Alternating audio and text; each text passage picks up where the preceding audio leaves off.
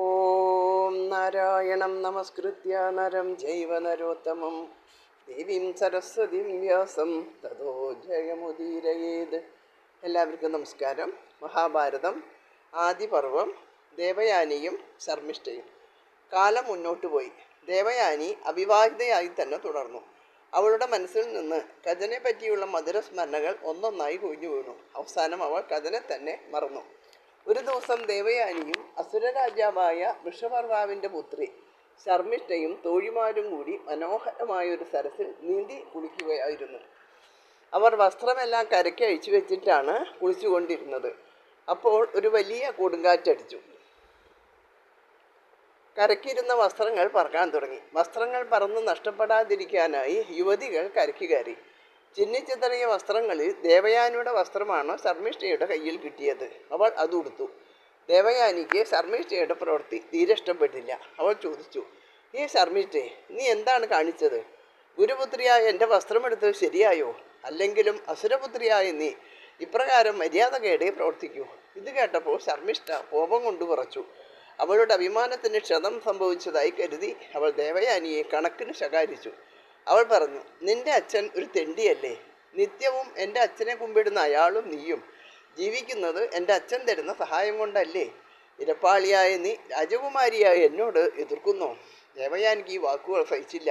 "എടി, എൻ്റെ വസ്ത്രം തരാനാണ് പറഞ്ഞത്" എന്ന് പറഞ്ഞ് ശർമ്മിഷ്ഠ ഉടുത്തിരുന്ന വസ്ത്രത്തിൽ പിടികൂടി. രണ്ടുപേരും കൂടി പിടിയും വലിയുമായി.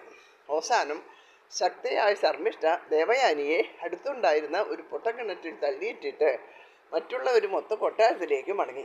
ദേവയാനി കിണറ്റിൽ വീണ് ചത്തുപോയി എന്നാണ് അവരെല്ലാം ധരിച്ചത്. ത്രിലോകങ്ങളിലും പ്രസിദ്ധനായിരുന്ന നൗഷ മഹാരാജാവിൻ്റെ പുത്രനായ യയാതി രാജാവ് ഈ സമയം കാട്ടിൽ നായാട്ടിന് എത്തിയിട്ടുണ്ടായിരുന്നു. നായാടി ക്ഷീണിച്ച കുതിരയ്ക്ക് വെള്ളം കൊടുക്കാൻ ജലാശയം അന്വേഷിച്ച് നടന്ന യയാതി പൊട്ടക്കിണറ്റിന് സമീപം വന്നു. കിണറ്റിൽ വെള്ളം കാണുമെന്ന പ്രതീക്ഷയിൽ അദ്ദേഹം കിണറ്റിലേക്ക് നോക്കിയപ്പോൾ സുന്ദരിയായ ഒരു തരുണിയെയാണ് കണ്ടത്. അവളെ കണ്ട ആശ്ചര്യപ്പെട്ട യയാതി അവൾ ആരാണെന്നും അവൾ എങ്ങനെ കിണറ്റിൽ പെട്ടുവെന്നും മറ്റും അവളോട് ചോദിച്ചു. താൻ ശുക്രമഹർഷിയുടെ മകളാണ് എന്നും തന്നെ കരയ്ക്ക് കയറാൻ സഹായിക്കണമെന്നും പറഞ്ഞ് അവൾ അവളുടെ വലത് കൈ മുകളിലേക്ക് നീട്ടി. രാജാവ് അവളെ കൈക്ക് പിടിച്ച് കരയ്ക്ക് കയറ്റി. രാജാവ് അവളോട് യാത്ര പറഞ്ഞ് രാജധാനിയിലേക്ക് പോവുകയും ചെയ്തു. ദേവയാനിയുടെ മനസ്സു നിറയെ ശർമ്മിഷ്ഠയോടുള്ള വൈരാഗ്യമായിരുന്നു. അവളും അവളുടെ അച്ഛനും വൃഷപർവാവിൻ്റെ അരമനയോട് ബന്ധപ്പെട്ടാണല്ലോ താമസിച്ചിരുന്നത്. ഇനിയും അവിടെ പോവുകയില്ലെന്ന് അവൾ തീരുമാനിച്ചു. രാജകുമാരിയും തോഴിമാരുമൊത്ത് കുളിക്കാൻ പോയ മകൾ തിരിച്ചെത്താതിരുന്നപ്പോൾ ശുക്രമഹർഷി അന്വേഷണം തുടങ്ങി. അവളെപ്പറ്റി തങ്ങൾക്ക് ഒന്നും അറിവില്ല എന്നും പറഞ്ഞ് ശർമ്മിഷ്ഠയും തോഴിമാരും കൈമലർത്തി. ശുക്രൻ ദേവയാനിയെ തിരയുന്നതിനായി കൂർണിക എന്നൊരു സ്ത്രീയെ നിയോഗിച്ചു. അവൾ ദേവയാനിയെ കണ്ടുപിടിച്ചു. കാട്ടിൽ വെച്ച് നടന്ന വൃത്താന്തമെല്ലാം അവൾ അറിഞ്ഞു. ശുക്രൻ്റെ അടുത്തേക്ക് മടങ്ങിപ്പോകാമെന്ന് നിർദ്ദേശിച്ച കൂർണികയോട് ദേവയാനി തോർത്തു പറഞ്ഞു, "ഞാൻ ഇനിയും വൃഷപർവാവിൻ്റെ രാജധാനിയിലേക്ക് മടങ്ങുകയില്ല. നീ പോയി അച്ഛനെ അറിയിച്ചേക്കൂ." കൂർണിക മടങ്ങിപ്പോയി വിവരമെല്ലാം ശുക്രമഹർഷിയെ അറിയിച്ചു. മഹർഷി പരിഭ്രാന്തനായി വനത്തിലേക്ക് ഓടിയെത്തി. മകളെ കണ്ടു. അദ്ദേഹം അവളെ സാന്ത്വനപ്പെടുത്തി തന്നോടൊപ്പം കൊണ്ടുപോകാൻ ആവുന്നത്ര ശ്രമിച്ചു. എന്നാൽ അവൾ ഒന്നുകൊണ്ടും അച്ഛൻ്റെ അഭിപ്രായത്തിന് വഴങ്ങിയില്ല. അവൾ ശുക്രനോട് ചോദിച്ചു, "അച്ഛൻ രാജാവിൻ്റെ ആശ്രിതനാണോ, സ്തുതിപാഠകനാണോ? രാജാവിൻ്റെ അടുക്കൽ തെണ്ടിയാണോ അച്ഛൻ ജീവിക്കുന്നത്?" "അങ്ങനെയാണെന്നാണ് ശർമ്മിഷ്ഠ പറഞ്ഞത്. അതിനു പുറമെ തെണ്ടിയെന്നും ഇരപ്പാളി എന്നുമൊക്കെ വിളിച്ച് എന്നെ അധിക്ഷേപിക്കുകയും ചെയ്തു. കൂടാതെ എന്നെ കൊല്ലണമെന്നുള്ള ഉദ്ദേശത്തോടെ കിണറ്റിൽ തള്ളിയിട്ടു. അങ്ങനെയുള്ള ഒരുത്തിയുടെ അച്ഛൻ്റെ കൊട്ടാരത്തിലേക്ക് നിശ്ചയമായും ഞാൻ വരികയില്ല." തൻ്റെ മകളോട് നീചമായി പെരുമാറുകയും അവളെ കൊല്ലുന്നതിനു പോലും ഉതിരുകയും തന്നെ അധിക്ഷേപിക്കുകയും ചെയ്തുവെന്നറിഞ്ഞപ്പോൾ ശുക്രൻ കോപിഷ്ഠനായി. എങ്കിലും അദ്ദേഹം കോപം മടക്കി ദേവയാനിയെ അനുനയപ്പെടുത്തി രാജധാനിയിലേക്ക് കൊണ്ടുപോകാൻ ശ്രമിച്ചു. അദ്ദേഹം പറഞ്ഞു, "സ്തുതിക്കുന്നവനും ഇരക്കുന്നവനുമായ ഒരാളുടെ മകളല്ല നീ. സ്തുതിക്കാതെ എല്ലാവരാലും സ്തുതിക്കപ്പെടുന്നവൻ്റെ മകളാണ് നീ. അത് വൃഷപർവാവിനും ഇന്ദ്രനും യയാതിക്കും ഒക്കെ അറിയാം. ഒരാളെപ്പറ്റി അവൻ തന്നെ മേന്മ പറയുന്നത് ജ്ഞാനികളുടെ ലക്ഷണമല്ല. അതുകൊണ്ട് എന്നെപ്പറ്റി കൂടുതലായി ഞാൻ ഒന്നും പറയുന്നില്ല. നീ സമാധാനപ്പെടുക. നടന്നതെല്ലാം ക്ഷമിക്കുക. നമുക്ക് വീട്ടിലേക്ക് പോകാം." എന്നാൽ ദേവയാനിക്ക് ശർമ്മിഷ്ഠയോട് തോന്നിയിരുന്ന പകയ്ക്ക് ഒരു കുറവും ഉണ്ടായില്ല. ശുക്രൻ തുടർന്നു, "മകളെ, മറ്റുള്ളവർ പറയുന്ന അസത്യമായ ആക്ഷേപങ്ങൾ കേട്ടിട്ടും ഒന്നും മിണ്ടാതെ ജീവിക്കുന്നവൻ ലോകത്തെ കീഴടക്കും. കോപത്തെ അടക്കുവാൻ കഴിയുന്നവൻ ആപത്തിൽ പതിക്കുകയില്ല. ദേവയാനി: അച്ഛൻ പറയുന്നത് ശരിയാണ്, അതെനിക്കറിയാം. എന്നാൽ ശ്രേയസ് ആഗ്രഹിക്കുന്നവൻ ദുർജന സംസർഗം ചെയ്യാൻ പാടില്ല എന്ന് ഉണ്ടല്ലോ. ശർമ്മിഷ്ഠ ദുഷ്ടയാണ്, അവളുമായുള്ള സംസർഗം എനിക്കിഷ്ടമില്ല. ആകയാൽ ഞാൻ രാജധാനിയിലേക്ക് വരികയില്ല. അച്ഛനും അവരെ വിട്ടു പോരണം. ശുക്രൻ കുഴങ്ങി. തൻ്റെ ജീവനേക്കാളേറെ സ്നേഹിക്കുന്ന തൻ്റെ പ്രിയപുത്രി അപമാനിതയായിരിക്കുന്നു. അതിന് കാരണക്കാരി തൻ്റെ ഉപദേശവും കഴിവും കൊണ്ട് അസുരന്മാരുടെ രാജാവായി കഴിയുന്ന വിഷപർവാവിൻ്റെ മകൾ. ദേവയാനിയുടെ നിർബന്ധ ബുദ്ധി കണ്ടപ്പോൾ അവളോട് എന്തു പറഞ്ഞാലും പ്രയോജനമില്ല എന്ന് ബോധ്യമായ ശുക്രൻ നേരെ രാജകൊട്ടാരത്തിലെത്തി വിഷപർവാവിനെ കണ്ടു. ശുക്രൻ പറഞ്ഞു: രാജാവേ, ഞാൻ ഇനിയും ഇവിടെ താമസിക്കാൻ ആഗ്രഹിക്കുന്നില്ല. നിന്റെ പുത്രി എൻ്റെ മകളെ അധിക്ഷേപിക്കുകയും കൊല്ലാൻ ശ്രമിക്കുകയും ചെയ്തിരിക്കുന്നു. അതെനിക്ക് സഹിക്കാൻ കഴിയുന്നില്ല. അതുകൊണ്ട് ഞാൻ നിങ്ങളെ വിട്ടു പോവുകയാണ്. രാജാവ് ഇത് കേട്ട് നടുങ്ങി. അസുരന്മാരുടെ എല്ലാ ഐശ്വര്യത്തിനും നിദാനം ശുക്രമഹർഷിയുടെ പൗരോഹിത്യമാണെന്ന് രാജാവിനും അസുരന്മാർക്കും നല്ലതുപോലെ അറിയാം. അദ്ദേഹം അവരെ വിട്ടുപോയാൽ അവരെ ദേവന്മാർ ഉന്മൂലനാശം വരുത്തുമെന്ന് അവർക്ക് ബോധ്യമുണ്ട്. അതുകൊണ്ട് എന്ത് വില കൊടുത്തും ശുക്രമഹർഷിയെ തൃപ്തിപ്പെടുത്താൻ രാജാവ് തീരുമാനിച്ചു. അപ്പോൾ ശുക്രൻ പറഞ്ഞു: നിന്റെ ധനവും മറ്റു യാതൊന്നും എനിക്ക് വേണ്ട. നീ എൻ്റെ മകളെ പ്രസാദിപ്പിച്ചാൽ മാത്രം മതി. അവൾ പ്രസാദിച്ചാൽ എൻ്റെ ഇവിടെയുള്ള താമസം തുടരാം. വിഷപർവാവ് അമാത്യരോടും അനുചരരോടും കൂടി ദേവയാനിയുടെ അടുത്തെത്തി. അസുരന്മാരുടെ ധനവും കുതിര, ആന, പശു തുടങ്ങിയ സർവവും ദേവയാനിക്ക് അടിയറ വയ്ക്കാമെന്നും തങ്ങളിൽ പ്രീതയാകണമെന്നും രാജാവ് ദേവയാനിയോട് അപേക്ഷിച്ചു. ദേവയാനി പറഞ്ഞു: അങ്ങനെയാണെങ്കിൽ 1000 ദാസിമാരോടുകൂടി ശർമ്മിഷ്ഠയെ എൻ്റെ ദാസിയാക്കണം. എങ്കിൽ ഞാൻ പ്രീതയായി. ശുക്രൻ കൊട്ടാരത്തിൽ വന്നതും രാജാവ് ദേവയാനിയുടെ അടുക്കലേക്ക് പോയതും താൻ ദാസിയാകണമെന്ന് ദേവയാനി ആവശ്യപ്പെട്ടതുമൊക്കെ ശർമ്മിഷ്ഠ അറിഞ്ഞു. താൻ മുഖേന ദൈത്യകുലത്തിനൊട്ടാകെ ഹാനി വരാൻ ഇടയുണ്ട് എന്നറിഞ്ഞപ്പോൾ ശർമ്മിഷ്ഠ ദേവയാനിയുടെ ഹിതപ്രകാരം ദാസിയായി അവളെ സേവിക്കാൻ തയ്യാറായി. അവൾ പറഞ്ഞു: ഞാൻ കാരണം ശുക്രാചാര്യനും ദേവയാനിയും നമ്മളെ വിട്ടു പോകണ്ട. ശർമ്മിഷ്ഠ ദേവയാനിയുടെ മുന്നിലെത്തി അവളെ വണങ്ങി. തൻ്റെ ബന്ധുജനങ്ങളുടെ സുഖമാണ് തൻ്റെയും സുഖമെന്നും അത് പാലിക്കേണ്ടത് തൻ്റെ കർത്തവ്യമാണെന്നും കരുതി ശർമ്മിഷ്ഠ ദേവയാനിയുടെ ദാസിയായി. ദേവയാനി ശുക്രമഹർഷിയോടൊപ്പം രാജധാനിയിലേക്ക് പോയി. ശുക്രന് സമാധാനമായി. അദ്ദേഹം അത്യന്തം സന്തോഷിച്ചു. ഇനി യയാതി. കാലചക്രം ഉരുണ്ടുകൊണ്ടിരുന്നു. ഒരു ദിവസം ദേവയാനി ദാസിയായ ശർമ്മിഷ്ഠയോടും അനേകം തോഴിമാരോടും കൂടി വിനോദിക്കുന്നതിനായി കാട്ടിലേക്ക് പോയി. അവിടെ അവർ പലതരം മധുരപലഹാരങ്ങൾ ഭക്ഷിച്ചും മധുപാനം ചെയ്തും ഉല്ലാസമായി കഴിച്ചുകൂട്ടി. യയാതിയും ദേവയാനിയും. വിശ്രമവേളയിൽ ശർമ്മിഷ്ഠ ദേവയാനിയുടെ പാദം തലോടിക്കൊണ്ടിരിക്കുമ്പോൾ നായാട്ടിനായി കാട്ടിലെത്തിയ യയാതി മഹാരാജാവ് അവിടെ എത്തി. സർവാഭരണ വിഭൂഷിതയായി പൂർണ്ണചന്ദ്രനെ പോലെ പ്രശോഭിച്ചിരുന്ന ദേവയാനിയെയും ലാവണ്യവതിയായ അവളുടെ ദാസി ശർമ്മിഷ്ഠയെയും മറ്റനേകം കന്യകുമാരെയും കണ്ട യയാതി കൗതുകത്തോടെ അവരുടെ സമീപത്തെത്തി. പണ്ട് താൻ കൈക്ക് പിടിച്ച പൊട്ടക്കിണറ്റിൽ നിന്നും കരകയറ്റിയ ബ്രാഹ്മണ യുവതിയാണ് ദേവയാനി എന്ന് യയാതിക്ക് ഊഹിക്കാൻ തന്നെ കഴിഞ്ഞില്ല.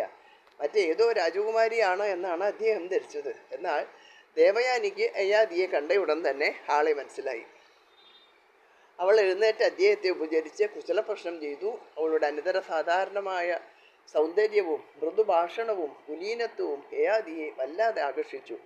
ദേവയാനി പറഞ്ഞു: അങ്ങ് എന്നെ ഓർക്കുന്നില്ല എന്ന് തോന്നുന്നു. പണ്ട് ഒരു പൊട്ടക്കിണറ്റിൽ നിന്ന് കൈക്ക് പിടിച്ചു കയറ്റിയ ദേവയാനിയാണ് ഞാൻ, ശുക്രമഹർഷിയുടെ മകൾ. പഴയകാല സംഭവങ്ങളെയെല്ലാം യയാതി ഒന്നൊന്നായി ഓർത്തു. എന്നാൽ ശുക്രമഹർഷിയുടെ മകൾ എങ്ങനെ ഇത്രമാത്രം ദാസിമാരോടുകൂടി ഒരു രാജകന്യകയെപ്പോലെ ആയിത്തീർന്നുവെന്നോർത്ത് രാജാവ് അത്ഭുതപ്പെട്ടു. രാജാവിൻ്റെ അത്ഭുതം ഗ്രഹിക്കാൻ കഴിഞ്ഞ ബുദ്ധിമതിയായ ദേവയാനി പറഞ്ഞു: അങ്ങ് എന്തുകൊണ്ടാണ് അത്ഭുതപ്പെടുന്നത് എന്ന് എനിക്കറിയാം. എൻ്റെ പാദം തലോടുന്ന ഇവൾ അസുര ചക്രവർത്തിയായ വൃഷപർവാവിൻ്റെ പുത്രിയാണ്. എങ്ങനെയാണ് ഇവൾ ദാസിയായത് എന്നും മറ്റും ഞാൻ പിന്നീട് പറയാം. എനിക്കിപ്പോൾ അങ്ങയോട് മറ്റൊരു കാര്യമാണ് പറയാനുള്ളത്. രാജാവേ, ഞാൻ കന്യകയാണ്. ഒരു പുരുഷനും എന്നെ പാണിഗ്രഹണം ചെയ്തിട്ടില്ല. പണ്ട് പൊട്ടക്കിണറ്റിൽ നിന്ന് കൈക്ക് പിടിച്ച് കയറ്റി അങ്ങാണ് എൻ്റെ പാണി ഗ്രഹിച്ച ആദ്യത്തെ പുരുഷൻ. അതുകൊണ്ട് അങ്ങ് എന്നെ പാണിഗ്രഹണം ചെയ്താലും. ബ്രാഹ്മണനാണ് ചാതുർവർണ്ണ്യങ്ങളിൽ മുഖ്യനായിട്ടുള്ളത്. അങ്ങനെയുള്ള ബ്രാഹ്മണന് അവരിൽ താണതായിട്ടുള്ള ക്ഷത്രിയജാതിയിൽ നിന്നൊരു സ്ത്രീയെ വിവാഹം കഴിക്കാം. അങ്ങനെയുള്ള വിവാഹം അനുലോമ വിവാഹമാണ്. എന്നാൽ ഒരു ബ്രാഹ്മണ സ്ത്രീക്ക് അവളിൽ താണതായ ക്ഷത്രിയനെ വിവാഹം കഴിക്കാൻ പാടില്ല. അങ്ങനെയുള്ള വിവാഹം പ്രതിലോമ വിവാഹമാണ്. അത് ശാസ്ത്രപ്രകാരം നിഷിദ്ധമാണ്. ഇക്കാര്യം ഓർത്തിട്ട് യയാതി പറഞ്ഞു, നീ എന്താണ് പറയുന്നത്? നീ ഒരു ബ്രാഹ്മണ കന്യകയും ഞാൻ ക്ഷത്രിയനുമല്ലേ? ഞാൻ നിന്നെ വിവാഹം കഴിച്ചാൽ അത് പ്രതിലോമ വിവാഹമല്ലേ? അതുകൊണ്ട് നിന്റെ അച്ഛൻ സമ്മതിച്ച് നിന്നെ എനിക്ക് വിവാഹം കഴിച്ചു തന്നാലല്ലാതെ പാണിഗ്രഹണം ചെയ്യാൻ സാധ്യമല്ല. ദേവയാനി ഉടൻ തന്നെ ശുക്രമഹർഷിക്ക് ആളയച്ചു. അദ്ദേഹം അവിടെ വന്നു. യയാതി അദ്ദേഹത്തെ ഭക്തിപൂർവ്വം വന്ദിച്ചു. അച്ഛാ, ഇദ്ദേഹം പൊട്ടങ്കണറ്റിൽ നിന്നും കൈക്ക് പിടിച്ച് കയറ്റി എന്നെ രക്ഷിച്ച ആളാണ്. ഇദ്ദേഹത്തെ ഞാൻ വിവാഹം കഴിക്കാൻ ആഗ്രഹിക്കുന്നു. അച്ഛൻ അനുവദിച്ചാലും. ദേവയാനി ശുക്രമഹർഷിയോട് പറഞ്ഞു. മകളുടെ മനോഗതം അതുപോലെ സാധിച്ചു കൊടുക്കുന്നതിൽ അതീവ തൽപരനായ ശുക്രമഹർഷി മകളുടെ അഭീഷ്ടസിദ്ധി വരുത്തിക്കൊടുക്കാൻ തന്നെ തീരുമാനിച്ചു. അദ്ദേഹം യയാതിയോട് പറഞ്ഞു, ഭവാൻ ഇവളെ വിവാഹം കഴിക്കുക. ഇത് പ്രതിലോമ വിവാഹമായതുകൊണ്ട് അധർമ്മമാണോ എന്ന് കരുതേണ്ട. ഇതുമൂലം അങ്ങേക്ക് പാപമൊന്നും ഉണ്ടാവുകയില്ലെന്ന് ഞാൻ വിധിക്കുന്നു. ഭവാൻ ഇവളോടുകൂടി സന്തോഷത്തോടെ ജീവിക്കുക. യയാതി സന്തോഷത്തോടെ ദേവയാനിയെ വിവാഹം കഴിച്ചു. ശുക്രൻ അദ്ദേഹത്തിന് ധാരാളം പാരിതോഷികങ്ങൾ നൽകി. വിഷപർവാവും അദ്ദേഹത്തെ സൽക്കരിച്ചു. ദേവയാനിയോടും 2000 കന്യകമാരോടും ശർമ്മിഷ്ഠയോടും കൂടി യയാതി സ്വന്തം രാജധാനിയിലേക്ക് പോയി. ദേവയാനി യയാതിയുടെ പട്ടമഹർഷിയായി രാജകൊട്ടാരത്തിൽ പാർത്തു. ഇനി യയാതിയും ശർമ്മിഷ്ഠയും. ദേവയാനിയുടെ ദാസിയായിട്ടാണ് കൂടെ വരുന്നത് എങ്കിലും രാജകുമാരി എന്ന നിലയിൽ അവളെ മാനിക്കണമെന്നും എന്നാൽ അവളോട് യാതൊരു വിധത്തിലുള്ള സഹവാസവും പാടില്ലെന്നും ശുക്രൻ പ്രത്യേകം നിഷ്കർഷിച്ചിരുന്നു. ശർമ്മിഷ്ഠയെ ഒരു പ്രത്യേക മന്ദിരത്തിൽ രാജപുത്രിക്ക് അനുയോജ്യമായ വിധത്തിൽ യയാതി താമസിപ്പിച്ചു. ദേവയാനിക്ക് 2 പുത്രന്മാരുണ്ടായി. യദു എന്നും തുർവസു എന്നുമായിരുന്നു അവരുടെ പേര്. എന്നാൽ ഇതിനിടയ്ക്ക് യയാതി ശർമ്മിഷ്ഠയെ രഹസ്യമായി സന്ദർശിക്കുകയും അവളെയും തൻ്റെ ഭാര്യയായി സ്വീകരിക്കുകയും ചെയ്തു. ശർമ്മിഷ്ഠയ്ക്ക് ദ്രുഹു, ഹനു, പുരു എന്നിങ്ങനെ 3 പുത്രന്മാർ ഉണ്ടായി. ഇക്കാര്യമൊന്നും ദേവയാനി അറിഞ്ഞിരുന്നില്ല. ഒരു ദിവസം യയാതിയും ദേവയാനിയും കൂടി വിനോദിക്കുവാനായി കൊട്ടാരത്തിലെ ഒരു പൂങ്കാവനത്തിൽ പോയി. അവിടെ യാദൃശ്ചികമായി ശർമ്മിഷ്ഠയുടെ 3 പുത്രന്മാരും കളിച്ചുകൊണ്ടിരിക്കുന്നുണ്ടായിരുന്നു. ദേവയാനി കുട്ടികളെ കണ്ടു. രാജകുമാരന്മാരെ പോലെ കോമളന്മാരായ കുട്ടികളെ സമീപിച്ച് അവരുടെ അച്ഛൻ ആരാണ് എന്ന് ദേവയാനി തിരക്കി. അവളുടെ സമീപത്ത് നിന്നിരുന്ന യയാതിയെ ചൂണ്ടിക്കാണിച്ചുകൊണ്ട് അദ്ദേഹം തങ്ങളുടെ പിതാവാണെന്നും തങ്ങൾ ശർമ്മിഷ്ഠയുടെ പുത്രന്മാരാണെന്നും അവർ ദേവയാനിയെ അറിയിച്ചു. രാജാവ് പരിങ്ങി. അദ്ദേഹം ലജ്ജിച്ചു. തൻ്റെ അടുത്തേക്ക് ഓടിയെടുത്ത കുട്ടികളെ ദേവയാനിയെ ഭയന്ന് അദ്ദേഹം ലാളിക്കാൻ മുതിർന്നില്ല. എങ്കിലും ദേവയാനിക്ക് കാര്യമെല്ലാം മനസ്സിലായി. യയാതിയും ശർമ്മിഷ്ഠയും കൂടി തന്നെ വഞ്ചിച്ചുവെന്ന് അവൾ കരുതി. അവൾ കോപിഷ്ഠയായി. ഇനിയും യയാതിയുടെ കൂടെ താൻ താമസിക്കുക ഇല്ല എന്നും പറഞ്ഞ് അവൾ നേരെ ശുക്രമഹർഷിയുടെ അടുക്കലെത്തി. യയാതിയും അവളെ പിന്തുടർന്ന് ശുക്രമഹർഷിയുടെ അടുക്കലെത്തി ഭയഭക്തി ബഹുമാനങ്ങളോടെ വന്ദിച്ചു നിന്നു. ദേവയാനി കണ്ണുനീരോടെ യയാതി തന്നെ വഞ്ചിച്ചുവെന്നും അദ്ദേഹത്തിന് ശർമ്മിഷ്ഠയിൽ 3 പുത്രന്മാരുണ്ടെന്നും അറിയിച്ചു. ഇനി യയാതിയുടെ ജരാനരബാധ. ശുക്രന് ദേവയാനിയുടെ കണ്ണുനീർ കണ്ടപ്പോൾ യയാതിയോട് ഒടുങ്ങാത്ത അമർഷമാണ് ഉണ്ടായത്. അദ്ദേഹം പറഞ്ഞു, നീ ചതിയാണ് ചെയ്തത്. നീ അധർമ്മം പ്രവർത്തിച്ചിരിക്കുന്നു. അതുകൊണ്ട് നിനക്ക് നിന്റെ യൗവനം പോയി ജരാനര ബാധിച്ച് വാർദ്ധക്യം ഭവിക്കട്ടെ. ശാപമേറ്റ യയാതി ദുഃഖിതനായി. തനിക്ക് ശാപമോക്ഷം നൽകണമെന്ന് ശുക്രമഹർഷിയോട് അപേക്ഷിച്ചു. യയാതിയോട് അലിവ് തോന്നിയ മഹർഷി പുത്രന്മാരിൽ ആരെങ്കിലും തയ്യാറാവുന്ന പക്ഷം രാജാവിൻ്റെ വാർദ്ധക്യത്തെ അങ്ങോട്ടും പുത്രൻ്റെ യൗവനത്തെ ഇങ്ങോട്ടും കൈമാറ്റം ചെയ്യാനുള്ള ശക്തി കൊടുത്ത് അനുഗ്രഹിച്ചു. യയാതി ജരാനര ബാധിച്ച് വൃദ്ധനായി രാജധാനിയിൽ മടങ്ങിയെത്തി. അദ്ദേഹം തൻ്റെ പുത്രന്മാരെയെല്ലാം വിളിച്ചു വരുത്തി. തനിക്ക് ഏർപ്പെട്ട ശാപത്തെയും അതിൽ നിന്നുള്ള മോചനമാർഗത്തെയും പറ്റി അവരോട് പറഞ്ഞു. തൻ്റെ ജരാനര ഏറ്റുവാങ്ങി അവരിൽ ആരെങ്കിലും അവരുടെ യൗവനം തനിക്ക് നൽകണമെന്ന് പുത്രന്മാരോട് അപേക്ഷിച്ചു. മൂത്തപുത്രനായ യദു പറഞ്ഞു, ജര ബാധിച്ചാൽ താടിയും തലയും നരയ്ക്കും, ശക്തി ക്ഷയിക്കും, സുഖമൊക്കെ പോകും, സ്ത്രീകൾക്ക് പര്യാപ്തനാകും, യഥേഷ്ടം തിന്നുവാനോ കുടിക്കുവാനോ കഴിയുകയില്ല. അതുകൊണ്ട് വാർദ്ധക്യം എനിക്ക് വേണ്ട. രണ്ടാമനായ തുർവസ് പറഞ്ഞു, അച്ഛാ, എനിക്ക് ജരാനര ബാധിച്ച് വൃദ്ധനാവാൻ സാധ്യമല്ല. അത് കാമസൗഖ്യത്തെ കളയും, ബുദ്ധിശക്തി നശിക്കും. മൂന്നാമനായ ദ്രുഹു പറഞ്ഞു, വൃദ്ധനായി തീർന്നാൽ പിന്നെ ഞാൻ എങ്ങനെയാണ് കുതിര സവാരി ചെയ്യുന്നത്? ആനപ്പുറത്ത് കയറാനും സാധ്യമല്ല. നാലാമനായ അനു പറഞ്ഞു, വൃദ്ധനായാൽ ബാലന്മാരെ പോലെ വൃത്തികേടായി ഭക്ഷണം കഴിക്കും. അപ്പോൾ അന്നം അശുദ്ധമാകും. യഥാകാലം അഗ്നിഹോമാദികൾ നടത്താൻ കഴിയാതെയാകും. ഞാൻ അകാലത്തിൽ വൃദ്ധനാകാൻ ആഗ്രഹിക്കുന്നില്ല. ഇപ്രകാരം 4 പുത്രന്മാരും യയാതിയുടെ അഭ്യർത്ഥന തിരസ്കരിച്ചു. ഇനി പൂരുവിൻ്റെ യൗവനദാനം. 5ാമത്തെ പുത്രനായ പൂരുവും അവൻ്റെ ജ്യേഷ്ഠന്മാരെ പോലെ പറഞ്ഞൊഴിയുമെന്ന് യയാതി ഭയപ്പെട്ടു. എങ്കിലും അവനെ അരികിൽ വിളിച്ചു നിർത്തി തൻ്റെ വാർദ്ധക്യം സ്വീകരിച്ച് അവൻ്റെ യൗവനം നൽകണമെന്ന് ആവശ്യപ്പെട്ടു. യയാതിയോട് പൂരു പറഞ്ഞു, അച്ഛാ, ഞാൻ അങ്ങയുടെ വാർദ്ധക്യം ഏറ്റെടുത്തുകൊണ്ട് എൻ്റെ യൗവനം അങ്ങേക്ക് നൽകാൻ തയ്യാറാണ്. അച്ഛന് ഇഷ്ടമുള്ളിടത്തോളം കാലം എല്ലാവിധ സുഖഭോഗങ്ങളോടും കൂടി ജീവിക്കുക. യയാതി പൂരുവിൽ സംതൃപ്തനായി. അദ്ദേഹം ശുക്രനെയും അദ്ദേഹം നൽകിയ ശാപമോക്ഷത്തെയും സ്മരിച്ചു. തൽക്ഷണം അദ്ദേഹത്തിൻ്റെ ജരാനരകൾ അപ്രത്യക്ഷമായി. നഷ്ടമായ യൗവനം തിരിച്ചു കിട്ടിയ അദ്ദേഹത്തിൻ്റെ വാർദ്ധക്യം ഏറ്റുവാങ്ങിയ പൂരു വൃദ്ധനായി. യയാതി പിന്നെയും വളരെ കാലം രാജ്യം ഭരിച്ചു. അദ്ദേഹത്തിൻ്റെ ഭരണം രാജ്യത്തിനും പ്രജകൾക്കും ക്ഷേമകരമായിരുന്നു. അദ്ദേഹത്തിൻ്റെ പ്രശസ്തി 3 ലോകങ്ങളിലും വ്യാപിച്ചു.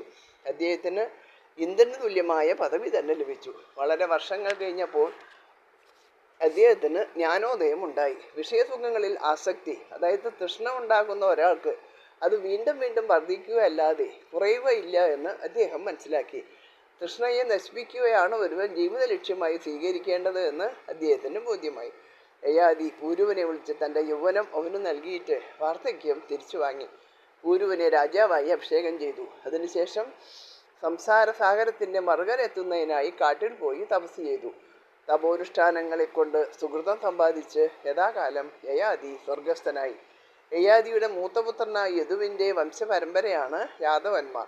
തുർവസുവിൻ്റെ പരമ്പര യവനന്മാരും ദ്രുഹുവിൻ്റെ പരമ്പര ഭോജന്മാരും ആയിത്തീർന്നു. അനുവിൻ്റെ പരമ്പര മ്ലേച്ഛന്മാരായി.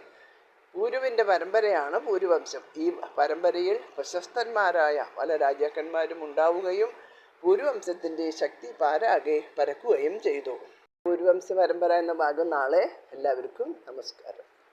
ഹരേ രാമ രാമ രാമ ഹരേ ഹരേ, ഹരേ കൃഷ്ണ കൃഷ്ണ കൃഷ്ണ ഹരേ ഹരേ.